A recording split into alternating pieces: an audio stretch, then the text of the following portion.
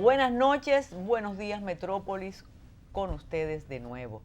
Hay un tema que es el que está en cada esquina, que tiene que ver con el resultado de la encuesta Gallup hoy, con la ventaja que, como el resultado de la encuesta no aparece de inmediato en edición digital, y como hablábamos Luis Gonzalo y yo antes de comenzar, tiene una razón, porque si no, no se comprará el ejemplar. Claro. Y es la noticia que es más importante cuando comienza a difundirse esa encuesta. Vamos a ofrecer los resultados. Hoy también tenemos a un queridísimo amigo, pero no al amigo, sino al funcionario, el ingeniero Henry Mercedes, que va a hablar de algo que el periódico Hoy califica o insta para que sea una revolución, y es del Pacto por la Educación, algo que debe involucrarnos a todos y a todas.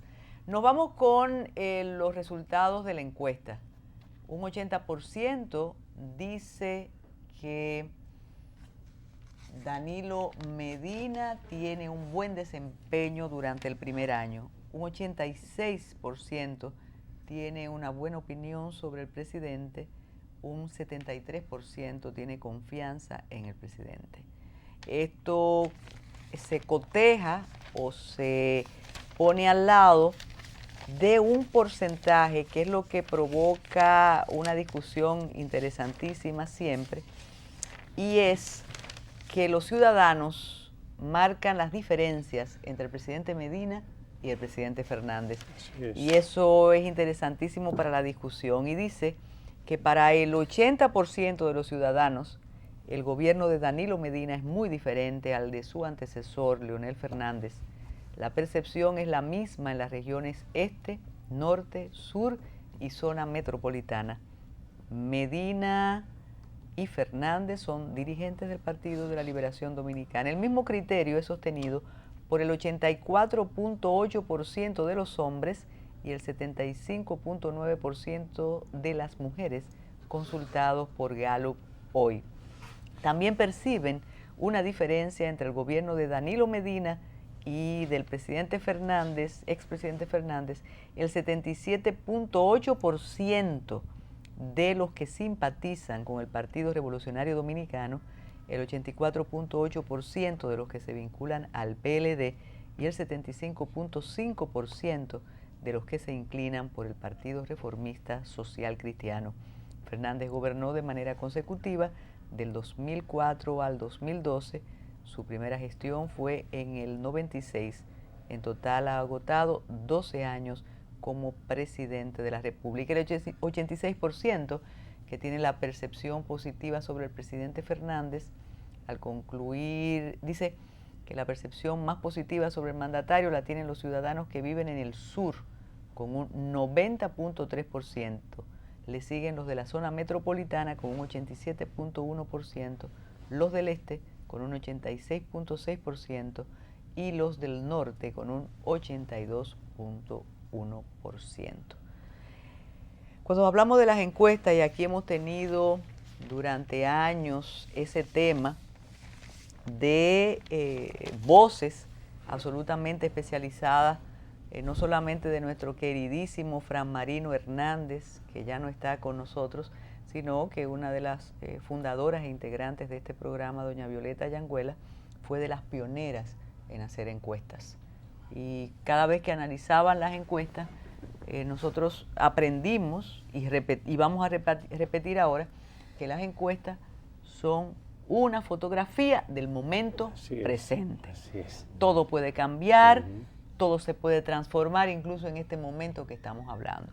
Pero lo cierto es que transcurrido el primer año de gobierno de Danilo Medina, hay una percepción muy favorable al presidente que debe asustar y comprometer en demasía a su equipo y a él, porque lo peor es bajar cuando se tiene mucho. Hay algo, como decía cuando lo estaba leyendo y antes de entrar al tema específico del Pacto por la Educación, y es la diferencia que se hace entre el gobierno de Fernández y el de Medina. Y eso puede tener implicaciones, Luis, y no voy a comprometer a Henry para ese análisis, eso puede tener implicaciones dentro del PLD. Y es muy importante, aunque falta mucho para definir candidaturas, pero es algo innegable que los estilos de gobierno son absolutamente diferentes. ¿Qué piensa usted, don Luis? Bueno, usted lo ha dicho, las encuestas son un retrato de un instante. Yo creo que todavía en este momento que estamos analizando, que eso quizás se midió hace una semana, 5 días, aunque haya sido así, yo creo que en este momento todavía esa es la percepción. O sea, el pueblo dominicano cree que Danilo Medina es diferente, se cree más en él, tiene más confianza en él. O sea, esas son las mediciones que se han hecho y definitivamente eso hoy es una realidad. Y todavía las esperanzas están ahí, la llamada esperanza de un pueblo que cree que con este hombre hay posibilidad de satisfacer sus deseos. O sea, a la posibilidad de satisfacer mis deseos se llama esperanza.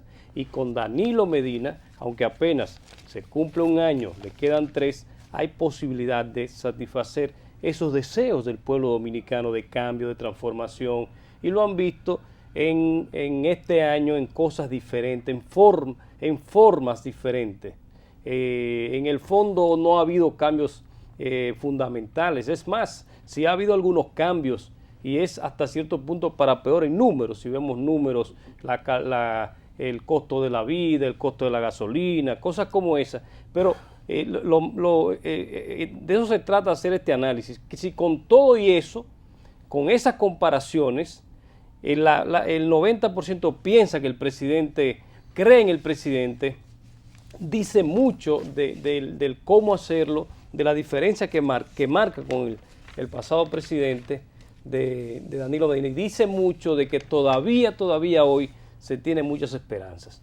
Ahora, cuando culmine este año, porque esta primera etapa todo el mundo sabe que fue una etapa de eso, de dejar un estilo e insertar otro, si en el año 2014, para esta fecha, septiembre de 2014, no se han logrado por lo menos algunos objetivos tangibles y claros, y las personas no comienzan a ver, a percibir ese cambio y se da cuenta que esto se ha quedado en percepción, en una forma diferente, entonces usted verá que las mediciones van a ser diferentes. La encuesta, estaba revisando la ficha técnica, se hizo del viernes 6 al 11 de septiembre, o sea, es reciente. Es reciente. No sé, estaba el contrato de la Barrick ya propuesto en esa semana, sí. Fue la semana pasada el asunto de la Barrick. Pero independientemente de eso, reitero, el presidente ha tenido y tiene todavía en este momento una aceptación por la percepción, por eso, porque la gente entiende que hay posibilidad con él de cambios positivos, de que su calidad de vida mejore. No quiere decir que haya mejorado del todo, pero hay posibilidades.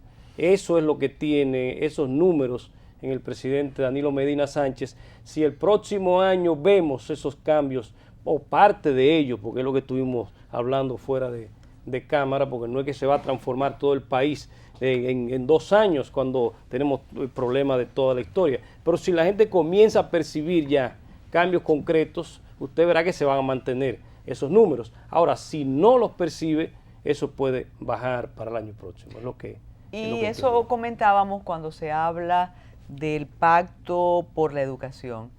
Uno puede desesperarse, uno dice que ayer era tarde para comenzar, pero hay que hacer un ejercicio de ecuanimidad para creer que si seguimos lamentándonos y no comenzamos, nunca vamos a obtener resultados.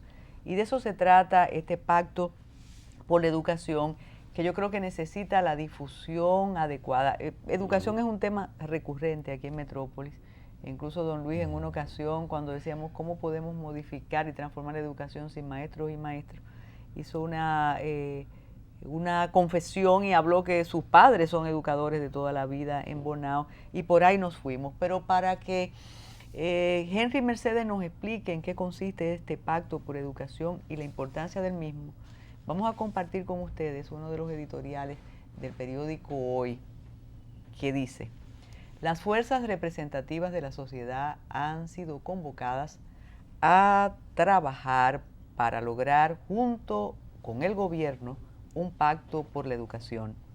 La convocatoria, que no debe ser excluyente bajo ningún pretexto, abre una oportunidad para que las organizaciones de todas las disciplinas aporten ideas para corregir la causa fundamental de nuestro subdesarrollo. El mundo, con un comercio cada vez más tecnificado, obliga a los países a hacer énfasis en la calidad de la enseñanza como factor básico de competitividad.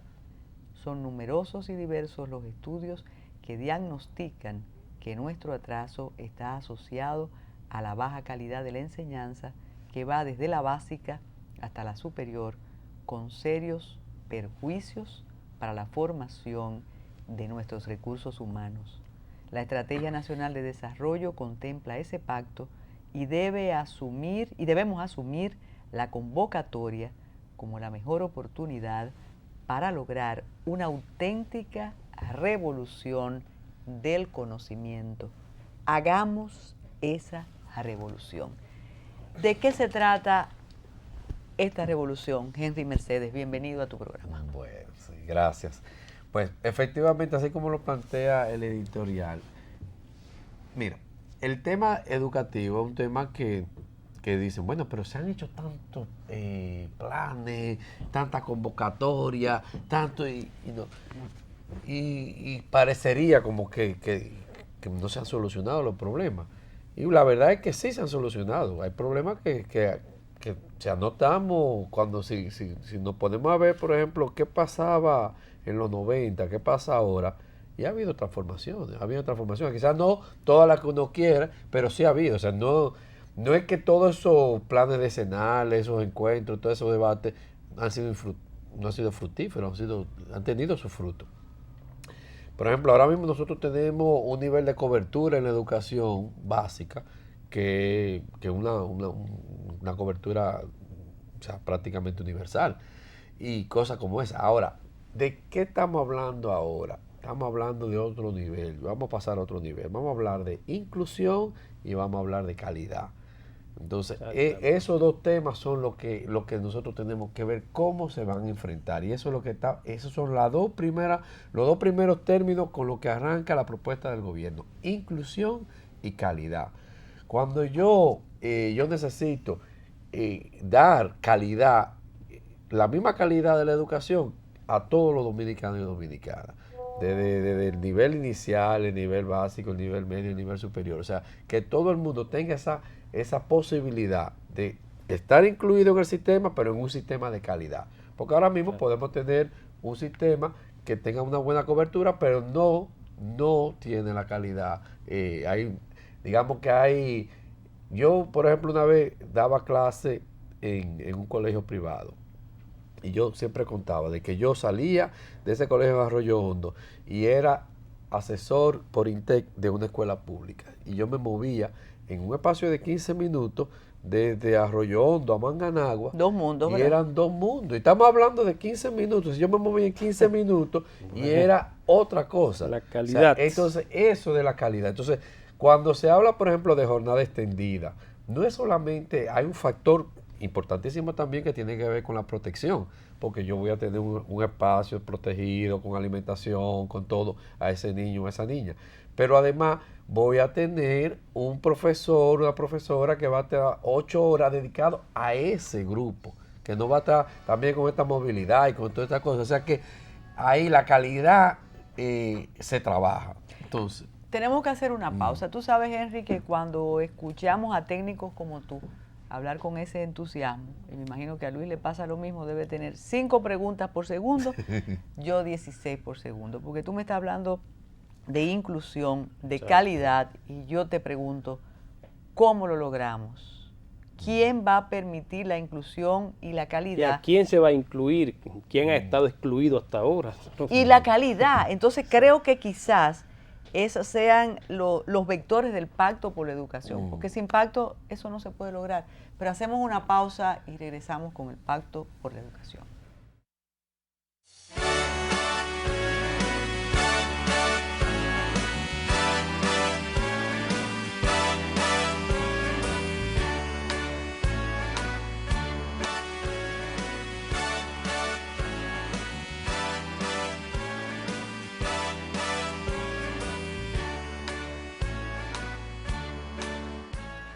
Inclusión y calidad. En una ocasión creo haberte oído a ti y después a Jaime Arista Escuder decir que va a llegar el día que la educación pública, la escuela pública, sea la escuela donde la mayoría lleve a sus hijos y a sus hijas, porque tiene la calidad, ofrezca competitividad. Quizás los años no nos alcancen para eso, pero cuando tú insistes con inclusión y calidad, ¿en qué consiste eso? Mira, yo tengo mis sobrinos. Ahora mismo mi sobrina acaba de graduarse de un politécnico público. Escúchame, y dije eso, porque cuando tú hablabas de la diferencia entre las dos escuelas, es que eso no podemos permitir. Sí, no. Eso. Pero también yo quiero desmontar un mito, porque esa diferencia entre las dos escuelas tampoco es que es entre la escuela pública y la privada, es que son dos diferencias. Dentro del privado también hay una diferencia. O sea, no es que, o sea, yo también tengo dos universos en el sector privado.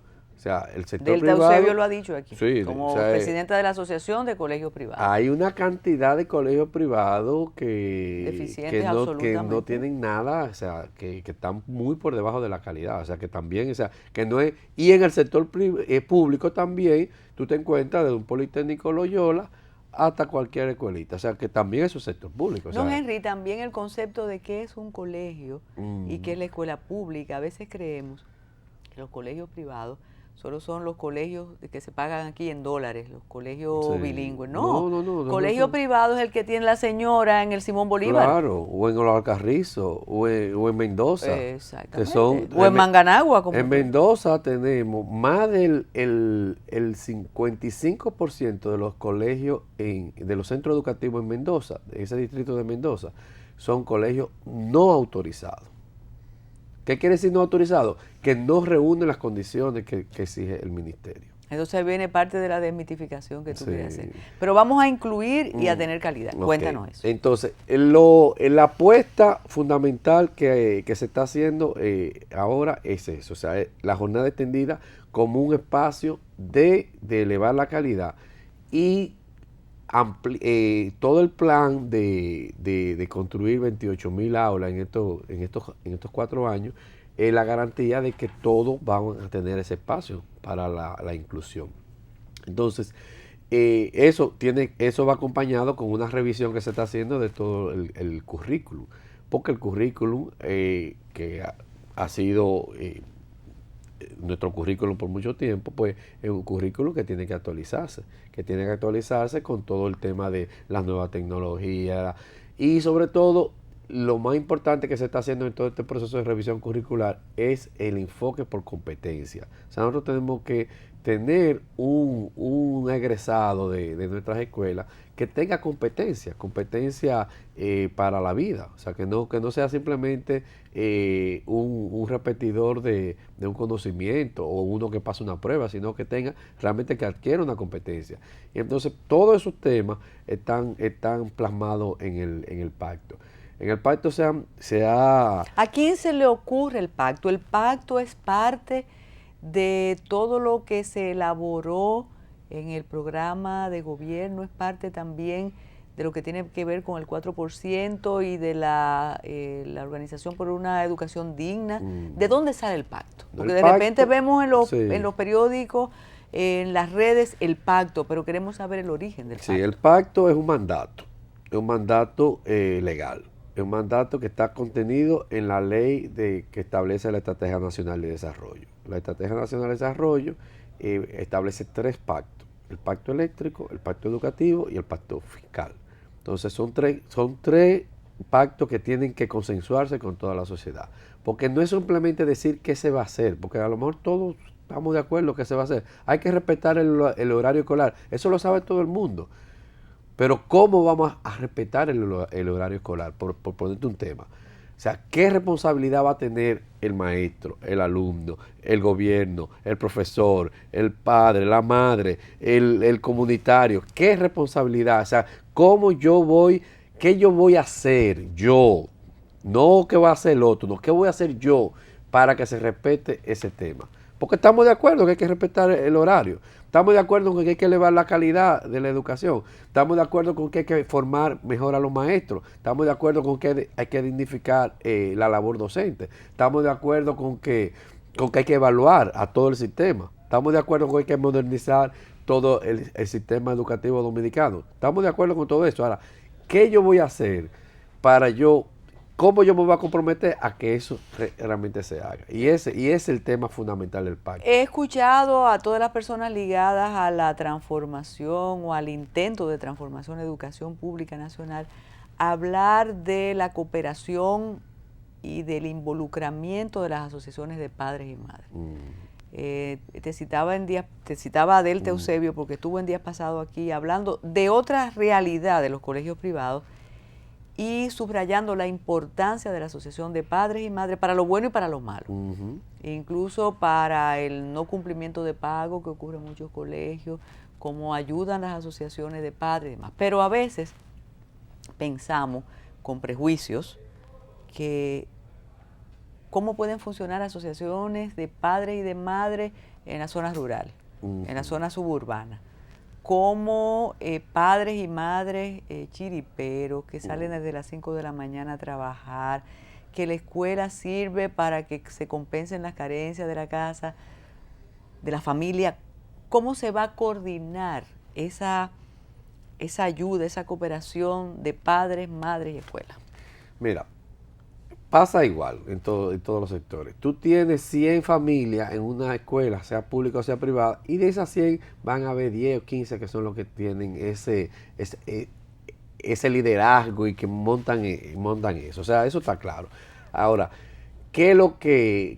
¿cuál es el beneficio de esto? Es que realmente una escuela donde los padres, las madres, los tutores están involucrados es una escuela que se ve transformada. Hay una experiencia bellísima en el sector privado, que es la secundaria Babeque. La secundaria Babeque es un modelo sí, que se ha puesto, incluso se lleva fuera de aquí. La secundaria Babeque es una asociación y los dueños de ese colegio son los padres. Eso no tiene dueño. Un colectivo, una especie de colectivo. Sí. Y es una experiencia bellísima. Entonces, claro que ahí tú no tienes ni que a un director o a un dueño a quien reclamarle, sino que somos nosotros mismos que tenemos que construir esto. Y se rotan. La directiva y ha funcionado y ha tenido un éxito que eso es un modelo. Eso se lleva como un modelo realmente de una administración privada de un servicio público. Porque al final los colegios son un servicio público. Aunque tenga un dueño, son un servicio público administrado de manera privada. Entonces, eso. Los politécnicos son o sea, tú ves, por ejemplo, el desempeño de las pruebas nacionales en politécnico es mucho mayor que cualquier bachillerato general. Entonces, los politécnicos tienen una estructura de calidad, de la capacidad, los profesores, el involucramiento de la familia. O sea, entonces sabemos que funciona, el modelo sabemos que funciona. Entonces lo que tenemos que universalizarlo. Mira, antes del pacto y de lo que implica el pacto, te escuchaba esta mañana en el matutino hablar de la organización del ministerio. Me explico. En Puerto Plata hay jerarquía diferente, igual que la que hay en Pedernales. Es decir, si yo tengo una queja en una primaria, en una básica, yo no tengo que venir donde el ministro a decirlo. ¿Cómo funciona eso? ¿Cómo se funcionan los distritos? Mira, Puerto Plata es una regional, ¿verdad? La provincia de Puerto Plata en sí, para educación, se considera una regional. Y tiene 7 distritos educativos. Tiene el de Puerto Plata, tiene el de Sosúa, tiene el de Inver, el de... son 7. Entonces, esos 7 distritos, cada unidad, que es el distrito educativo, es la responsable de administrar y de coordinar los centros educativos, públicos o privados, que estén en esa demarcación. O sea, todos los centros de esa demarcación están bajo la supervisión de ese distrito educativo. En el caso de los públicos, no solamente está la supervisión, sino que está todo el aspecto administrativo, porque entonces ahí el ministerio tiene un doble rol. Por un lado está la parte de rectoría del sistema y por otro lado está la administración de la educación pública. Entonces, esos directores de centro, de ese distrito, suponiendo el distrito de Inver, todos los centros de ese distrito de Inver, pues coordinan con ese distrito. Entonces quiere decir que puede un distrito funcionar bien y otro no. Pero claro, hay distritos que son... Ejemplo, ¿verdad? Sí, esos son un ejemplo. Hay otros distritos que son un desastre. Entonces, cuando tú buscas, forma parte de todo ese involucramiento de la comunidad, el liderazgo, por supuesto, del distrito, el director distrital o de la directora distrital, pero lo que se está ahora, en esta transformación que se está haciendo de la modernización del ministerio, es que una cosa que tenemos pendiente, que todos se manejen con unos criterios mínimos. No quiere decir que vamos a ser homogéneos, pero sí que con criterios mínimos, con unos manuales de procedimiento, con unos manuales de funciones definidos. ¿Quién controla todo eso? ¿Hay un coordinador nacional o es el ministro?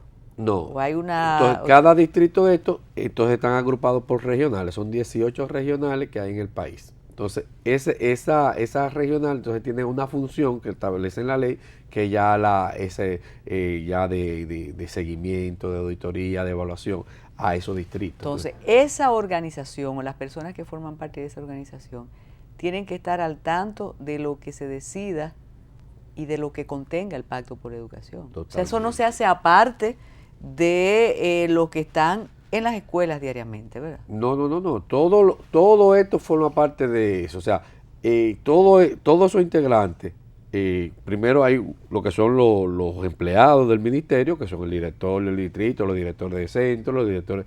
Pero además, cada una de esas instancias, desde la regional, el distrito y el centro, tienen una junta descentralizada, que es, digamos, el gobierno en cada uno de sus espacios. La junta de centro, que son gente que no son empleados del ministerio necesariamente, forman esa junta. Ahí están personas de la comunidad, de las iglesias, de padres, profesores, y también está el director del centro. Entonces, conforman esa junta, que es la que debe hacer, en teoría, los planes de mejora del centro. ¿Qué es un plan de mejora? Bueno, el centro hace su plan educativo de centro y en base a lo que él persigue, ese centro, ubica cuáles son las mejoras que tiene que hacer. Mira, tenemos un problema con los resultados de matemáticas. Entonces, ¿qué vamos a hacer para eso? Hay un problema quizás de infraestructura, ¿qué vamos a hacer para eso? Hay un problema de falta de docentes, ¿qué vamos a hacer? Pero cuando tú hablas así, tiene que haber compromiso y deseo de que las cosas cambien. ¿Cómo yo le transmito a todos esos distritos, a todos los integrantes de esos distritos, el deseo de que las cosas cambien y que se haga bien? Hay que hablar de salario, de infraestructura, de comunicación. Todo eso va a estar incluido en el Pacto por la Educación. Va a estar incluido en el pacto y desde el año pasado, por ejemplo, se están haciendo transferencias a esa Junta Descentralizada por un monto superior a los 5.000 millones de pesos. Que cuando uno dice 5.000 millones de pesos, 5.000 millones de pesos es casi el doble del presupuesto de la Suprema Corte de Justicia. Claro. Y ese dinero se está manejando directamente en cada centro educativo a través de esa junta descentralizada. O sea que no es poco dinero. Y es para resolver los problemas esenciales de ese centro. Cuando regresemos vamos a hablar de la Estrategia Nacional de Educación y el porqué del Pacto por la Educación. Regresamos de inmediato.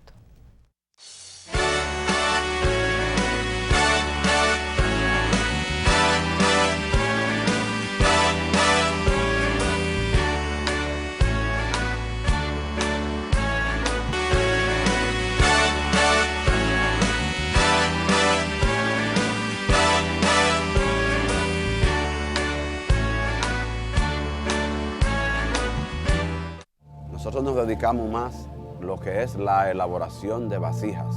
Yo elaboraba todas mis piezas en esta máquina manual. Gracias a Banca Solidaria y Promipyme puedo elaborar mi pieza en un torno eléctrico.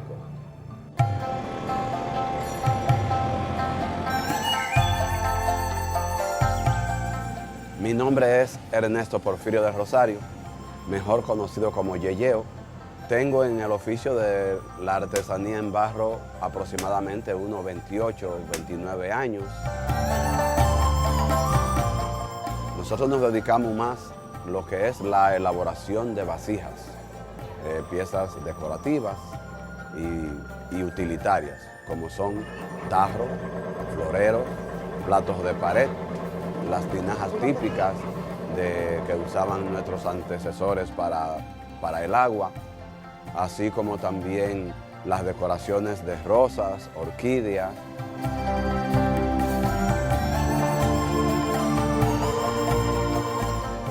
También me dedico a otros asuntos. Yo soy un dirigente deportivo, fui coordinador de los Juegos Nacionales que se celebraran en nuestra provincia en el 2006. Yo soy estudiante de locución y conduzco un programa de música ranchera en la 107.5, la radio CTC de Peralvillo, y en la 107.1 en Los Botados.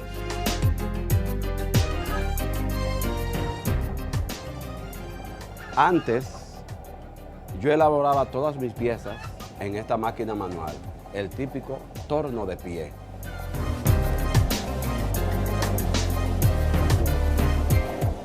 Ahora sale ese proyecto importantísimo de Banca Solidaria. Yo pude hacerme de ese horno eléctrico. El otro préstamo fue de 30,000 pesos. O sea que pude hacerme de un horno de gas, material gastable, entre otras cosas. Pero ¿cuál es lo más importante que yo puedo ver? Es que es a una tasa muy mínima, es muy económico, que eso se ve que es con fin de ayudar a los microempresarios.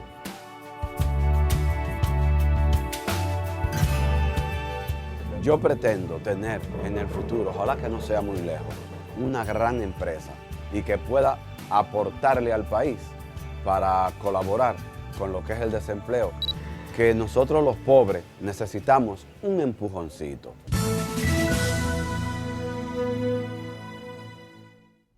Siempre que compartimos esa publicidad, pasa lo mismo en la mesa. Esa y otras, de verdad, son conmovedoras. Henry, te decía, y vuelvo y te digo, que mientras tuve la foto de estas personas muy importantes, todas alrededor de la mesa, hablando sobre educación, tú dices, no veo, yo quiero que eso me lo combinen con ejecutorias y con realizaciones. Primero, eso es parte de la Estrategia Nacional de Desarrollo, eso lo tenía que hacer cualquier gobernante que estuviera ahí si quería cumplir con la Estrategia Nacional de Desarrollo.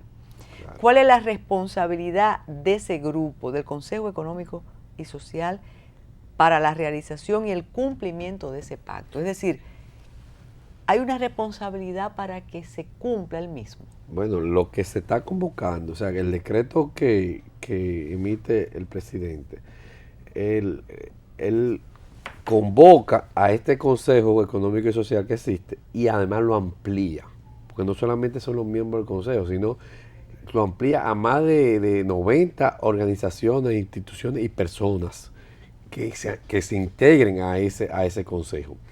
Y además le insta al Consejo a que integre otras personas, otras instituciones que pudieran sumar. O sea que realmente estamos hablando de un espacio donde representantes de todos los sectores, de todo a nivel nacional, van a estar presentes ahí. Entonces, la etapa que estamos viviendo ahora es la etapa de la consulta.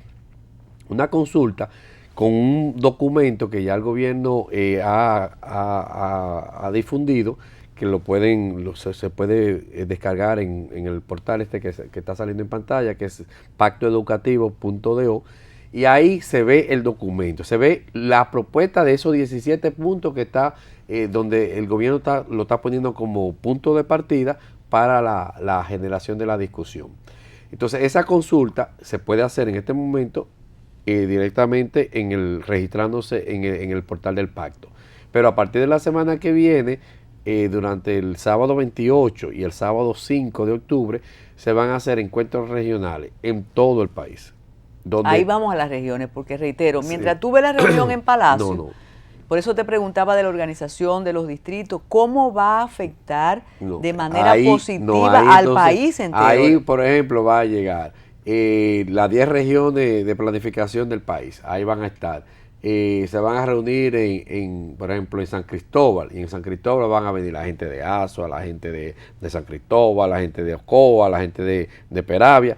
Y van a ir por sectores, estudiantes, pero cuando hablamos de estudiantes, estamos hablando de estudiantes desde el nivel básico, medio y superior y técnico profesional. Hacer propuestas, Henry. Hacer propuestas y a trabajar ahí con esa propuesta. Van a ir padres y madres y tutores, otro grupo con padres y madres y tutores. Van a ir maestros y todo el sistema, y todos los que están en el sistema educativo. Y van a ir entonces organizaciones, público en general, sindicatos, obreros. Entonces, en esos 4 grandes sectores es que se ha pensado esa consulta. Pero además de eso, todas las organizaciones, digamos, la Asociación de Colegios Privados, que quiera, que necesite una propuesta ya institucional, también la llevan. Entonces, todas esas propuestas de esas 10 regiones, más la propuesta que lleguen a través de las instituciones, entonces formarán parte de que ya va a ser enriquecido lo que ya el gobierno puso en la mesa. Entonces eso se llevará a la mesa del Consejo Económico y Social ampliado. Entonces ahí ya se trabajarán en los 17 temas que están ahí ya para crear, compilar todo eso y entonces ver cómo, y ahí viene el cómo es que nosotros vamos a hacer que eso se cumpla. ¿Y qué yo voy a hacer? Cada sector se va a comprometer a hacer para que eso se cumpla. Y ese es el pacto. Tú mismo has dicho que hay muchos estudios hechos y evaluados sobre la educación dominicana para su mejoría, para su efectividad, para su despegue. El periódico Hoy, en ese editorial que es importante, habla también de los estudios previos. Uh-huh. ¿Qué va a pasar con esos estudios ya hechos? ¿Qué se va a aprovechar de lo que ya se hizo?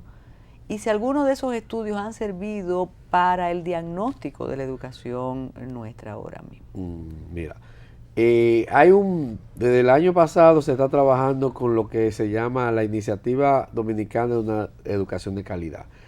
Y con todo lo que es también el SIGOF, que es el sistema de gobierno de monitoreo de las acciones. Entonces, ¿qué se ha hecho desde esas 2 perspectivas? Bueno, es primero con todo lo que es el plan plurianual, que es un plan a 4 años, determinar cuáles son los puntos en las diferentes renglones que se tienen que hacer para cumplir unas metas y unos indicadores específicos. Entonces, el IDEC lo que ha hecho es integrarse al ministerio diferentes organismos internacionales, organismos privados y asociaciones a ese monitoreo, a dar seguimiento trimestral y semestralmente a una batería de indicadores, pero no solamente sino midiendo en cada uno de ellos cuál es el desarrollo y cuáles son las recomendaciones que hay para que eso se cumpla. O sea, eso está contemplado en el pacto como insumos fundamentales. Los planes decenales de educación, el plan actual, toda la propuesta que hay de certificación de la carrera docente, todo el plan de edificaciones que hay, el plan de alfabetización, el plan de primera infancia, o sea, todo eso está integrado como propuesta a mejorar para el pacto. ¿Qué pasa con el año escolar que ya inició y con los proyectos que están en ejecución? ¿El Pacto por la Educación podría modificar lo que ya está en curso? ¿Lo puede enriquecer? ¿O Sí, esto es para después? No, hay cosas que se van, claro, que están en diferentes plazos. Pero, por ejemplo, la experiencia que tuvimos con el IDEC fue que la experiencia del año pasado del IDEC, cuando se formuló el IDEC, nosotros, incluso, insumo del IDEC, modificó la planificación del ministerio. porque de eso se trata, de cómo yo voy a enriquecer esto. O sea, nosotros tenemos una planificación, pero esa planificación, que ahora, por ejemplo, estamos en toda la fase de concreción de la planificación del año próximo, porque hay que someter presupuesto y todo esto, pero todo eso, si hay un insumo que me pueda mejorar esto y hay un compromiso, hay empresarios, hay otros sectores que apuestan realmente a eso y claro, se mejora. Tú hablas de 17 puntos básicos del pacto educativo. Sería bueno que mencionaras algunos. Y ahí veo de refilón, cuando miro lo que está pasando, eso mismo.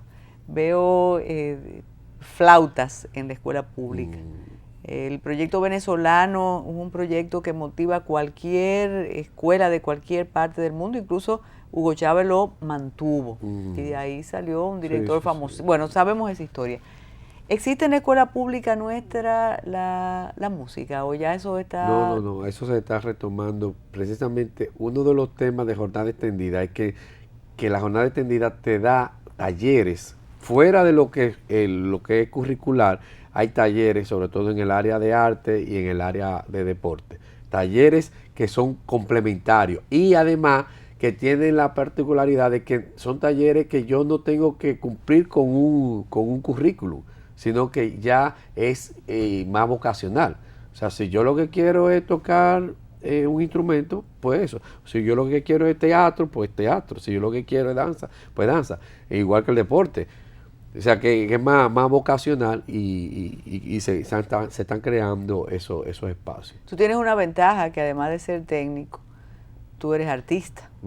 Y cuando yo oigo esos temas, pienso en la integración del Ministerio de Cultura con el Ministerio de Educación. Claro. ¿Hay algo de eso o funcionan separados? No. Tanto el Ministerio de Cultura, el Ministerio de Deporte, están integrados en ese. De hecho, todo el trabajo que se está haciendo en jornada extendida con el tema artístico está vinculado totalmente al Ministerio de Cultura, sobre todo a la Dirección General de Bellas Artes, a todo lo que es las escuelas de Bellas Artes. Sí.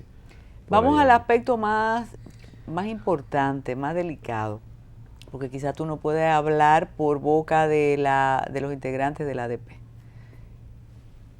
¿Cómo piensas tú que están asumiendo estas transformaciones y estos compromisos los maestros y la maestra? Bueno, el presidente de la ADP ha dicho que ellos han tenido un espacio de discusión y de que de hecho tienen una propuesta que van a llevar a la mesa y que ellos saben que hay necesariamente, el maestro es fundamental en todo esto, o sea, sin el maestro, sin un buen maestro, y eso ya está, y un maestro que tenga buenas condiciones de vida, que esté bien capacitado, que pueda realmente el motor de esto. O sea, por más que querramos de que podemos usar recursos tecnológicos, que podemos usar, al final necesitamos un maestro y qué bueno. Un maestro que hace el proceso de enseñanza, o sea, que puede vincular esa enseñanza hacia un proceso de aprendizaje. El ADP ha estado muy entusiasta con este tema del pacto y creo que va a ser rico. Ellos van a tener su espacio y donde van a plantear sus temas y plantear sus compromisos. Definitivamente. Cuando regresemos a alguno de los 17 puntos importantes del Pacto por la Educación.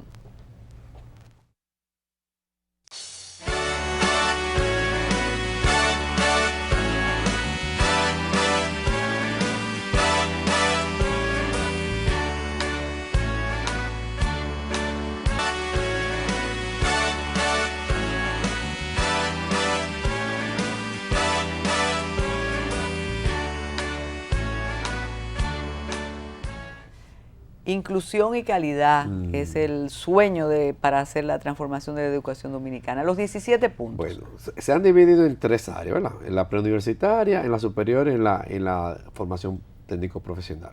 En la preuniversitaria estamos hablando, lo primero es de la universalidad y la calidad de la educación. Ese es el primer punto que tenemos para discutir. El otro tiene que ver con el cumplimiento del horario del calendario escolar. Es un tema que Que hay para que nosotros eso es discutir, fundamental, sí. discutirlo porque hay que discutirlo. Digo, para el sistema Para el educativo, sistema educativo, público sí. dominicano, eso es fundamental. Entonces, el tercer punto es un programa de estudio, se llama así, para el siglo XXI.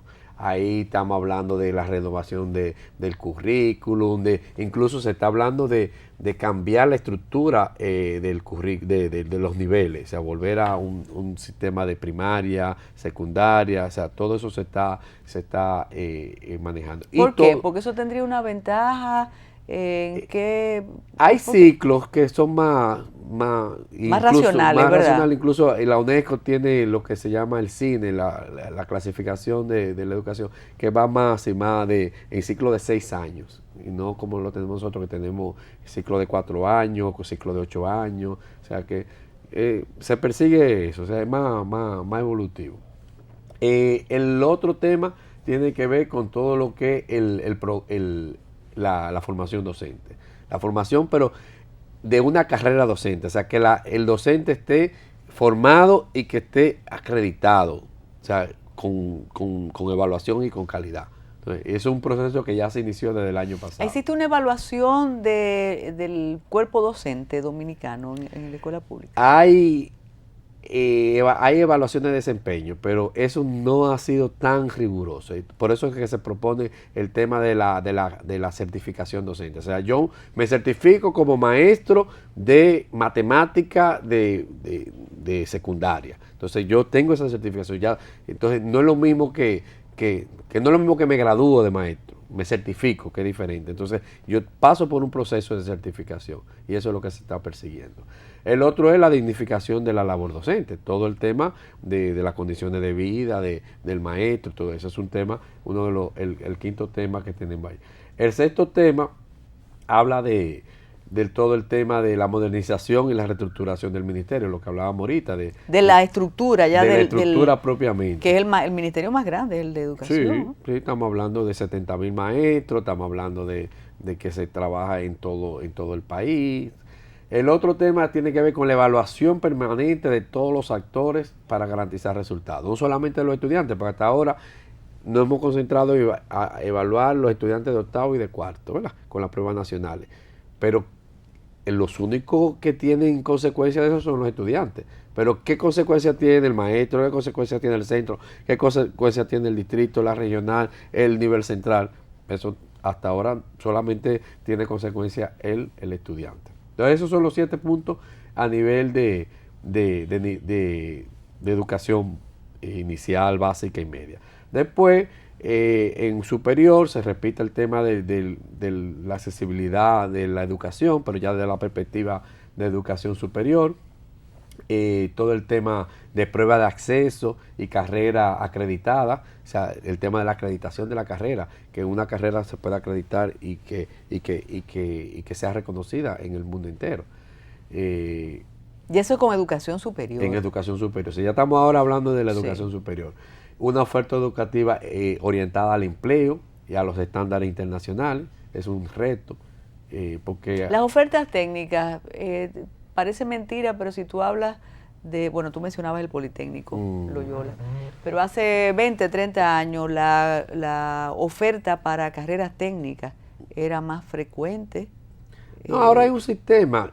¿Cómo es ese sistema? Mira, ahora son 3 subsistemas. Uno de los puntos pero te lo ofrece la escuela pública nuestra. Sí, uno de los puntos que se quiere es que esos 3 sistemas dialoguen, que ahora mismo están tanto en el sistema de preuniversitario, en el superior y en el técnico profesional hay formación técnica.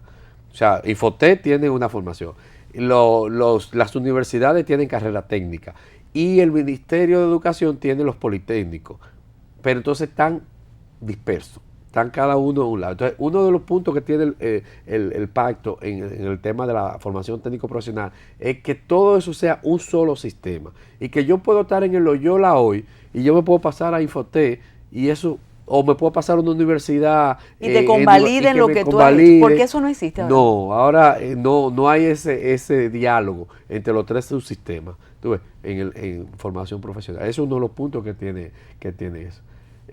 Habla también de los educadores en el nivel superior las puestas a decidir hacia la ciencia y la tecnología de mano de la empresa. Es como vincular todo el tema de la competitividad y del desarrollo. ¿Para qué yo quiero formar un ingeniero agrónomo? ¿Para qué yo quiero formar un abogado? ¿Para qué yo quiero formar un médico? ¿Qué necesita? A lo mejor yo lo que necesito es tecnólogo médico. Exacto. Y no médico. A lo mejor yo lo que necesito es, qué sé yo, laboratorista. A lo mejor lo que yo necesito es constructores, más que ingenieros propiamente. Hablábamos fuera del aire de los proyectos que se están realizando, tanto en el IAD como el Ministerio de Agricultura y otras instituciones que tienen que ver con el campo. Y parte del problema y de la preocupación y la deficiencia es que no hay quienes trabajan en el campo con el conocimiento adecuado, porque el campo se olvidó de alguna manera. Entonces ellos necesitan técnicos, agrónomos, que sepan fertilizar, que sepan sembrar. Yo estudié en Loyola agronomía, en mis años mozos. Yo me acuerdo de este muchachito que llega a los 13 años y le dan una mocha. Yo en mi vida yo había visto eso, de que una mocha. Ya tú sabes toda la ampolla que... Y el primer año me la pasé yo de hierbando y sembrando. Porque esa era la filosofía. Yo no sé si sigue así, pero esa era la filosofía de Loyola. Si yo iba a ser agrónomo, yo tenía que aprender. Claro. Lo primero que tenía que hacer era de hierbar, sembrar, cosechar. Eso era lo que yo hacía el primer año. No era otra cosa. Entonces eso es importante, sobre todo si se diseña de acuerdo a las necesidades que tenga la sociedad. Y eso es muy importante. Se nos quedan los temas pendientes con usted. Muchísimas gracias por acompañarnos. Y ustedes, gracias por estar ahí. Buenas noches y bueno.